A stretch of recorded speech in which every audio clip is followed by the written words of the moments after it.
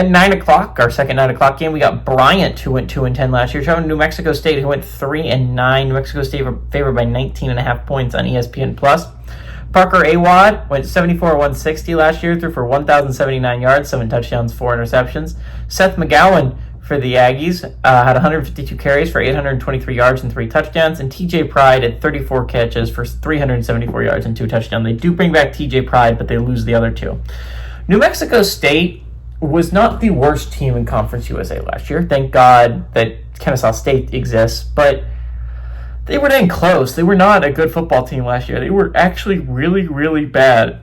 And they started off the year actually kind of solidly. Not good, mind you, but they almost beat Liberty really early on in the season.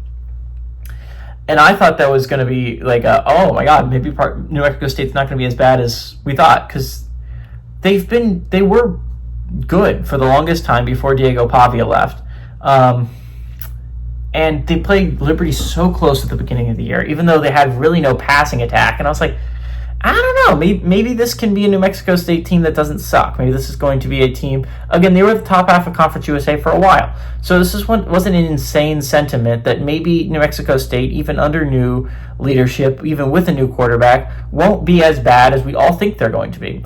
They were as bad as we all thought they were going to be. It was just Liberty was not as good as we all thought they were going to be. And it was just weird. In hindsight, it didn't make any sense that Liberty was close to New Mexico State. But to be fair, Liberty lost their first game of the season to 1-11 Kennesaw State. That was the only win of the entire year, weirdly enough.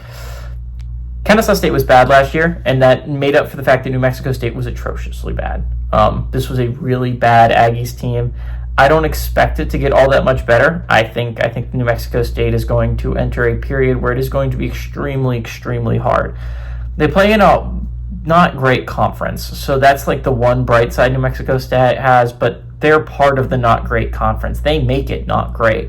They're part of the reason why Conference USA is considered a joke among the other group of 6 conferences, because the depth is just not there. There's 2 or 3 good teams at the top, and then every other team sucks. And remember, only 4 teams got to bowl eligibility last year.